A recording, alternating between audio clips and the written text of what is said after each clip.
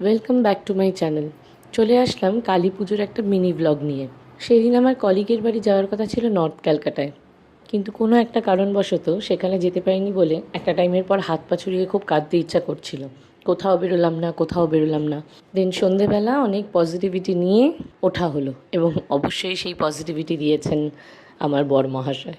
Fresh হয়ে শাড়ি ঠাড়ি পরতে পরতে বাজি কেনা হলো না, প্রদীপ কেনা হলো না, একটা মাস দেখতে দেখতে চলে গেল। এসব বলতে বলতেই হঠাৎ দেখি কখনও বাইরে বেরিয়ে প্রদীপ কিনে নিয়ে চলে এসছে। ব্যাস, আর সময় নষ্ট না করে দুজন মিলে প্রদীপগুলো জ্বালিয়ে ঘরটা সাজিয়ে ফেললাম। বারান্দাটা ডেকোরেট করব করে করা হলো না। এখন এটা তুলসী গাছের বন হয়ে গেছে, প্রচুর তুলসী গাছ হয়েছে। এরপর আমরা চলে গেলাম ছাদে, কারণ আমার বরের কথায় নিজে বাজি কিনলে বাজি তো উপভোগ করতে পারবো না, কিন্তু ছাদে গিয়ে দাঁড়ালে অনেকের বাজি উপভোগ করতে পারবো।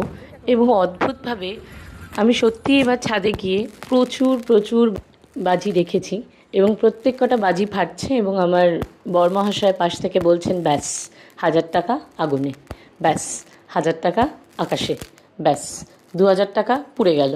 মানে ওর ওই কমেন্ট্রির সাথে এই বাজি ফাটানোগুলো জাস্ট অন্যরকম সুন্দর লাগছিল।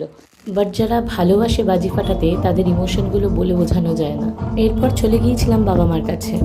এখানে কিন্তু ভীষণ সুন্দর কালী পুজোর ডেকোরেশন করা হয়। সত্যি বলতে কি, আমার নিজের পাড়া বলে বলছি না, এত সুন্দর পুকুর এবং চারপাশে এত সুন্দর অ্যালাইনমেন্টে বাড়িগুলো রয়েছে, মনের মতো সাজানো যায় বিভিন্ন অকেশনে।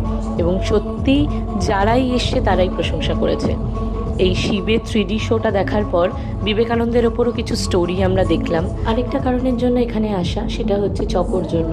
কালী পুজোর দিন বেচারার ভীষণ কষ্ট হয়, এই বাজির শব্দে এত কাঁপতে থাকে, তাই ওকে খাওয়ানোটা একটা বড় চ্যালেঞ্জ হয়ে দাঁড়ায়।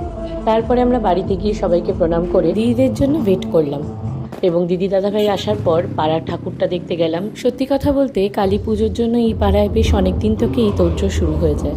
প্রচুর মানুষ আসে এই পুজো দেখতে। পৌঁছানোর পর দেখলাম আরতি শেষ করে যজ্ঞের তোড়জোড় চলছে।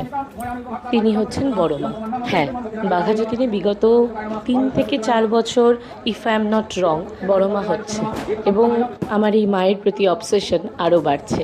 আশা করি কালী পুজো সবার ভালো কেটেছে এবং সেফ কেটেছে। দেখা হচ্ছে পরের মিনি ব্লগে।